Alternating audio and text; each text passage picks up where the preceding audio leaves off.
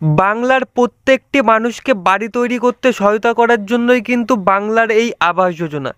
তো রাজ্য সরকার দাবি করেছে টাকা পাঠিয়েও শান্তি নেই রাজ্য সরকারের, অর্থাৎ প্রথম কিস্তি ৬০,০০০ টাকা ব্যর্থ হয়েছে ব্যবহার করতে কিছু সংখ্যক সুবিধাভোগী। স্থানীয় প্রশাসনিক কর্মকর্তারা একটি পরিদর্শনের সময় এই বিষয়টিই তুলে ধরেন, আর তাতেই রেগে আগুন রাজ্য সরকার এবং যারা এই টাকা ব্যবহার করতে ব্যর্থ হয়েছেন তাদের বিরুদ্ধে নিতে বাধ্য হয় বড় একটি পদক্ষেপ।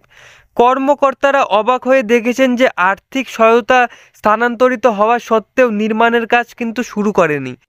পরিদর্শনকালে তারা নির্মাণ প্রক্রিয়ার বিলম্বের কারণ সম্পর্কে জিজ্ঞাসাও করেছিলেন, কিন্তু সুদুত্তর আসেনি, অর্থাৎ সঠিক উত্তর কিন্তু কেউ দিতে পারেনি। বিলম্বের সুনির্দিষ্ট কারণগুলি প্রকাশ করা না হলেও প্রশাসনিক কর্মকর্তারা অবিলম্বে নির্মাণ কাজ শুরু করার গুরুত্বের উপর জোর দিয়েছেন। পরিদর্শনের পর স্থানীয় কর্তৃপক্ষ এবং সমস্ত সুবিধাভোগীদের নির্মাণ কাজ শুরু করার নির্দেশও দিয়েছেন। তা না করা হলে বড় চাপে পরবর্তীতে ভুগতে হতে পারে সুবিধাভোগীদের, এমনটাই আশঙ্কা করা হচ্ছে। তো বোঝা গেল যারা যারা এখনও হাত দেয়নি তাদের বিরুদ্ধে কিন্তু কড়া পদক্ষেপ নিয়েছে। জানা গিয়েছে পশ্চিম মেদিনীপুর জেলার ঘাটাল পঞ্চায়েত সমিতির এলাকায় উল্লেখযোগ্য সংখ্যক সুবিধাভোগী মোট ৫,৩৬৪ জন তাদের বাড়ি তৈরি শুরু করার জন্য তহবিল ব্যবহার করেছিলেন না। এর মধ্যে ৬৪০ জন ৬০,০০০ টাকার প্রথম কিস্তি পাওয়ার পরেও এখনও নির্মাণ কাজ শুরু করেননি।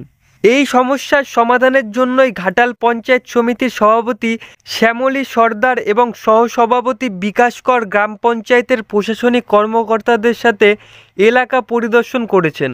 আজবনগর এক অঞ্চলের আনন্দপুরের পাশাপাশি মোহনপুর অঞ্চলেও ধরমপুর ও রানীক বাজার এলাকায় বাড়িগুলি পরিদর্শনও করা হয়েছে।